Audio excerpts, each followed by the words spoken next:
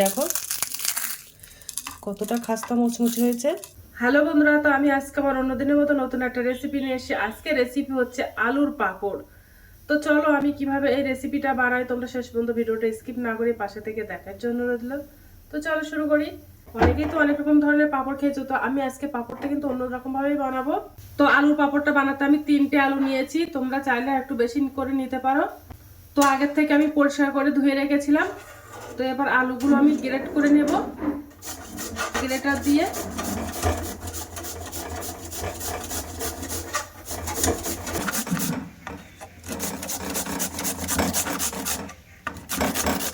আলুগুলো দেখো গ্রেট করে নিয়েছি। এবার আমি একটা গামলা বাটিতে তুলে নেব। তুলে আমি 5 থেকে 6 বার এই আলুটা পরিষ্কার করে ধুয়ে নেব। তো গামলা বাটিতে আমি জল দিয়ে দেব।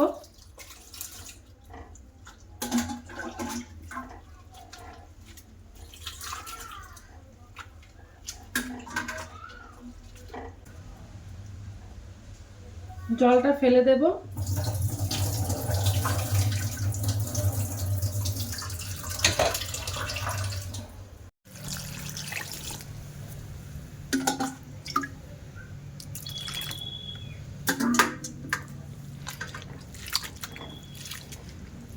একদম পরিষ্কার করে ধুয়ে নেব, এর থেকে একদম কোনো ময়লা জল থাকবে না। তো দেখো 5 থেকে 6 বার একদম পরিষ্কার করে জল দিয়ে ধুয়ে নিয়েছি। দেখো জলটা কাচের মতো পরিষ্কার হয়ে গেছে। এবার আমি আলুটা হালকা সিদ্ধ করে নেব। তো উনানে দেখো একটা কড়াই দিয়ে দিয়েছি, ওর মধ্যে আমি জল দিয়ে দেব। দেখো উনানে কড়াইতে আমি জল দিয়ে দিয়েছি, ওর মধ্যে আমি 2 চামচ লবণ দিয়ে দেব।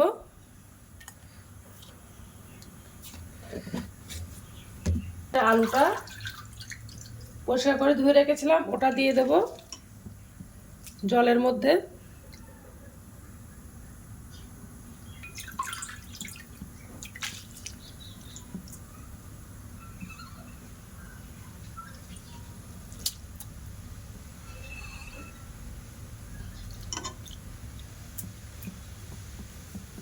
আর এইভাবে আলুর পাঁপড়টা বানালে অনেকদিন সংরক্ষণ করে রেখে দিতে পারবে, ডালের সঙ্গে বা এমনি সন্ধ্যাবেলা স্ন্যাক্স হিসেবে খেতে পারবে।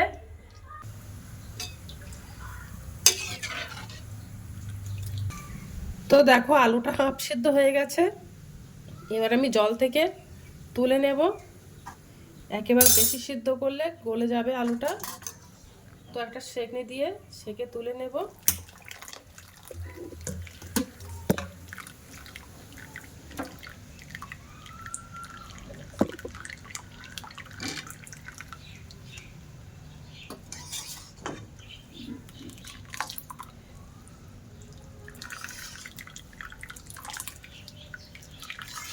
এবার আলুর থেকে ভালো করে জলটা ঝরিয়ে নেব, তারপরে আমি রৌদ্রে শুকাতে দিয়ে আসবো। এখন আমি ছাদে চলে এসেছি শুকাতে দেবো, তাই তো একটা পাত্রে ঢেলে নেব। একটু গরম থাকতে থাকতে পাঁপড়গুলো শুকাতে দেব। আমি ওর মধ্যে ছোট চামচের 3 চামচ কর্নফ্লাওয়ার মিশিয়েছি। তোমাদের কাছে যদি কর্নফ্লাওয়ার না থাকে তোমরা 3 চামচ চালের গুঁড়ো মেশাতে পারো। আর হাত দিয়ে দিয়ে চেপে চেপে দেব পাতলা পাতলা করে।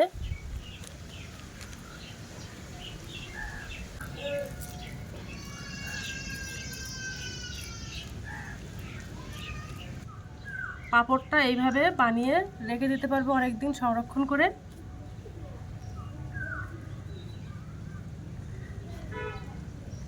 এটা ডালের সঙ্গে বা এমনি সন্ধ্যাবেলা স্ন্যাক্স হিসেবে ব্যবহার করতে পারবে। সন্ধ্যাবেলা স্ন্যাক্স হিসেবে ব্যবহার করতে পারবে। এতে এর মধ্যে একটু লবণ আর লঙ্কার গুঁড়ো দিয়ে মাখিয়ে খেলে হেবি সুন্দর লাগবে।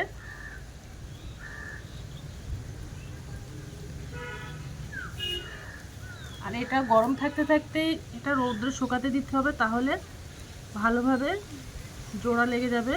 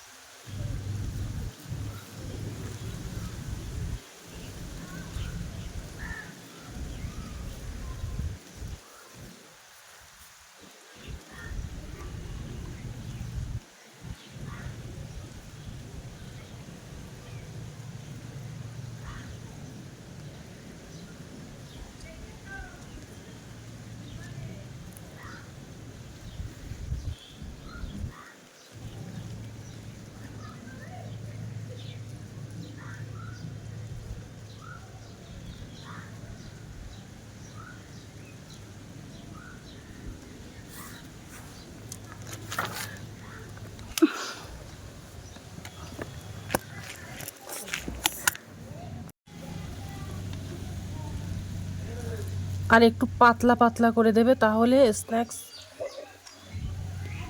পাঁপড়গুলো খুব সুন্দর হয়।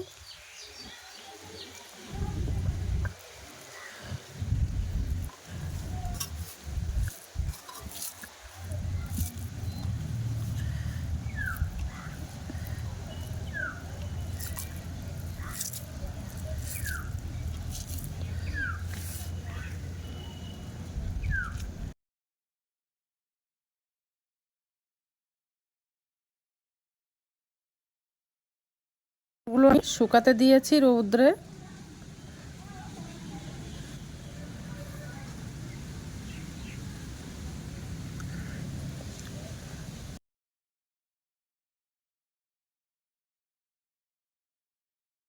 প্রচন্ড রৌদ্র। তো দেখো আমার 3টে আলুতে কতটা পাঁপড় হয়েছে। তো দেখো পাঁপড়টা আমি রৌদ্রে দিয়ে ভালো করে শুকিয়ে এনেছি, কতটা সুন্দর হয়ে গেছে। তো চলো তোমাদেরকে আমি একটু ভাজা করে দেখাবো যে কেমন হয়েছে।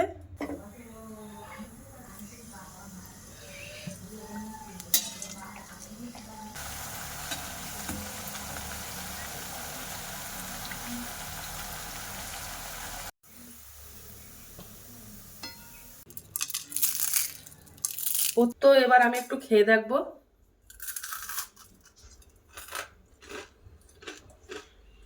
দারুণ লেগেছে, তোমরা একবার বাড়িতে ট্রাই করতে পারো। তো ভিডিওটা ভালো লেগে থাকলে আমার চ্যানেলে একটা লাইক, কমেন্ট, শেয়ার এবং সাবস্ক্রাইব করে দেবে। তো টাটা, বাই বাই, সবাই ভালো থাকবে, সুস্থ থাকবে।